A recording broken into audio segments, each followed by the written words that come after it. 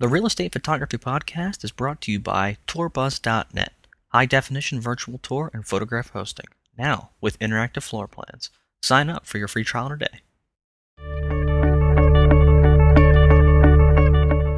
Hello and welcome to the Real Estate Photography Podcast with Mike Muriello.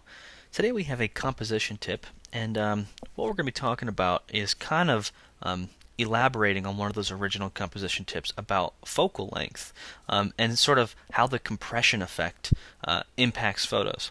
So the photo you're seeing here is kind of the finished product, and I want to discuss and more like dissect why this works and how we get to this point. So I'm going to back up to the original. No, this is not the original. This is what I started with because this is how most folks come into a kitchen and take a picture. You have to ignore the exposure because this was never processed. This is for example purposes. So when we come into a kitchen like this, what we'll do oftentimes is we'll just take our wide-angle lens, slap it on, walk into the room, and take a picture. I mean, that's kind of how it is sometimes, but this picture was taken at 24 millimeters. So, and I'm saying that on a full frame body. So this is true 24 millimeters in focal length. So it's zoomed out, or I should say, it's zoomed in as far as my wide-angle lens will go. It's as close as possible. We're still not really getting the feel for the kitchen, and this is one of those cases where if you can do this, and this, quote unquote, is backing up. Sometimes this is as far back as I can get, and I'm backed up against a wall. So this is how the end photo has to look. But in some cases, you're given the freedom to back up. At that point, that's when you take off the wide-angle lens and put on your mid-range zoom. So what I did was, I think the next one, the next one is still. I'll go through here. First one, second one. This is still 24 millimeters with the 12 to 24 zoomed all the way in on the kitchen. Once again, you have to ignore the compositional elements of this just because this is just for sample purposes.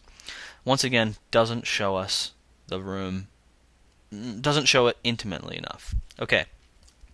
So here's what happens when we back up and we slap on a mid-range zoom. And this is about 35 millimeters. And once again, it's 35 true millimeters. Just look at the difference of intimacy between this one and this one. So when we have room to back up, it's always a good idea to at least try. It doesn't always work, but try to change lenses to zoom in more, get tighter in on the subject, which is, well, the kitchen, and back up and zoom in. It's kind of the heart of this whole thing. So here's a couple of different compositions. I think this is the one I liked.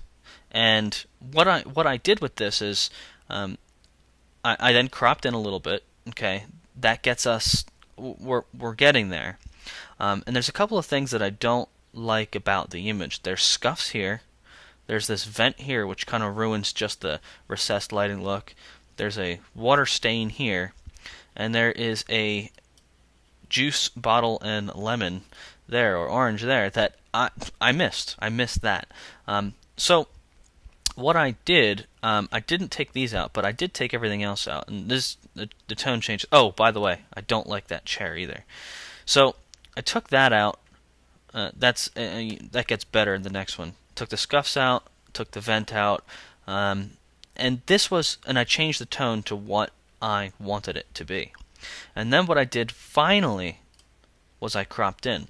I should say I lopped off the left side of it. And to be honest with you, whether or not this goof was here, this would have happened at the end anyway. Because I guess the best way to put it is, if you ever want to make something more interesting, you show less of it. So, for example, if we go back to this image came out of this. If we want to make this more interesting, we show less. We don't need to see the whole oven to understand that there's an oven there. And we don't need to see all the countertops to understand what type of countertops there are. Let's show the highlights by doing just that, showing the highlights. Stainless steel, countertops, oven, backsplash, fume hood, all this nice stuff, and this is just the highlights of the kitchen. This is a much more intimate look into this, and I say intimate because you're getting to know the kitchen better than this. Now, sometimes you are forced to do this because your back is up against a wall and you have no choice but to photograph the room like this.